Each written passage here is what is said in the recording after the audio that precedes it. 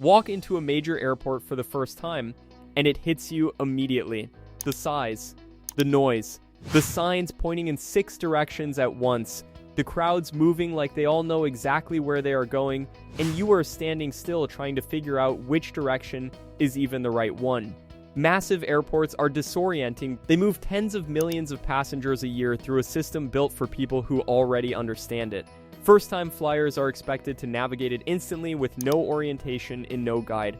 In the next 8 minutes, I'll walk you through exactly how a major airport is laid out, what happens at each stage, and the specific moves that turn a confusing first experience into something completely manageable. Every major airport in the world follows the same basic sequence. You arrive, you check in, you go through security, you find your gate, you board. That sequence never changes, only the scale does. Once you understand the sequence, the size stops being overwhelming. You are not lost in a maze. You are moving through a system with a fixed order. Let's walk through each stage and the specific moves that make each one smooth. Move 1. Before you leave your house, check your terminal and gate. Major airports often have multiple terminals, sometimes connected by walkways, sometimes connected by shuttle trains. Your airline determines which terminal you use. Your boarding pass shows the terminal. If you show up at the wrong one, you may need 15 to 20 minutes to get to the right one time you may not have. The move: check your terminal on your airline app before you leave your house. Verify it again when you arrive at the airport. Terminal signs are large and visible from the road, but only if you are looking for the right one. Move 2. Check and know your lane before you walk in. Airport check-in areas have 3 lanes: self-service kiosks, bag drop, and full-service counters.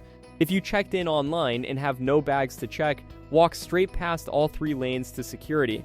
If you checked in online and have bags to check, use the bag drop lane. It moves faster than full service. If you did not check in online, use the self-service kiosk to print your boarding pass, then move to bag drop if you have bags. The full service counter is for complex issues, name changes, seat upgrades, special assistance. First-time flyers who wait in the full service line with a simple bag to check waste 20 to 30 minutes they do not need to spend. Move 3. Security: follow the sequence, not the crowd. You already know that saw sequence from our earlier breakdown.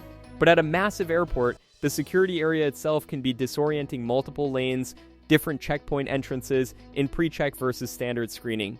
The move: look for the lane type that matches your boarding pass, standard or pre-check.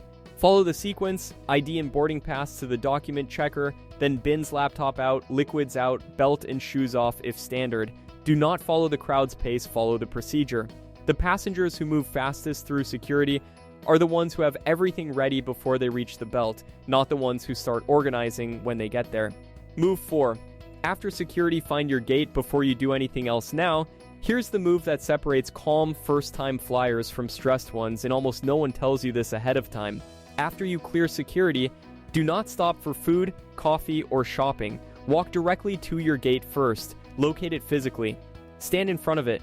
Confirm the flight number on the screen matches your boarding pass. Then and only then you can explore the terminal, knowing exactly where you need to be and how long it takes to walk back. The mistake most first-timers make is wandering after security, losing track of distance, and discovering 10 minutes before boarding that their gate is a 15-minute walk away. Find the gate first. Everything else is optional. Move 5. Moving between terminals, it takes longer than you think. Massive airports have concourses connected by shuttle trains, sometimes called AirTrain, Terminal Link, or similar names, or by long walkways and moving sidewalks. The distance between the far ends of a major airport can take 20 to 30 minutes to cover on foot, if your gate is in a different concourse than where you cleared security. Check the walking time on the airport's app or on the departure board before you commit to exploring. The walk to your gate is not the distance from security to the nearest restaurant. It is the distance from wherever you are sitting to the physical gate. Plan for that.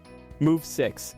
Boarding: sit near your gate, not near food. Boarding starts 30 to 45 minutes before departure. Airlines announce boarding by group, and if you are not at the gate when your group is called, you may lose your overhead bin space or, in extreme cases, your seat. The passengers who sit at a restaurant 10 gates away and rely on hearing the announcement are the passengers who get gate-checked bags, or worse, rebooked. The move: once you have found your gate and done whatever you need to do, return to the gate area at least 40 minutes before departure. Sit where you can see the gate agent and hear announcements. The food can wait, your seat cannot. Move 7. If something goes wrong, find an agent, not the internet. If your flight is delayed, canceled, or your gate changes and you are unsure what to do, the single most effective move is to walk directly to a gate agent or customer service desk and app, not the internet, not social media. A human agent with access to your reservation and the airline's rebooking system. The passengers who resolve problems fastest are almost always the ones who speak to an agent directly. The ones who spend 20 minutes scrolling forums while the rebooking line grows are the ones who end up on standby. Your phone is useful for information. The agent is useful for solutions. A massive airport is not a maze. It is a sequence, and you now know every step. Arrive knowing your terminal. Check in at the right lane. Follow the security procedure. Find your gate before you do anything else. Plan for real walking distances. Sit near your gate before boarding. And if something goes wrong, go straight. The difference between a stressed first-timer and a confident one is never the size of the airport. It is information. You now have it. If you're realizing that most of what makes the airport overwhelming is just information no one ever gives you, hit subscribe. Every week on AirWise HQ, we break down exactly how air travel works so you can navigate it with confidence from day one. See you on the next one.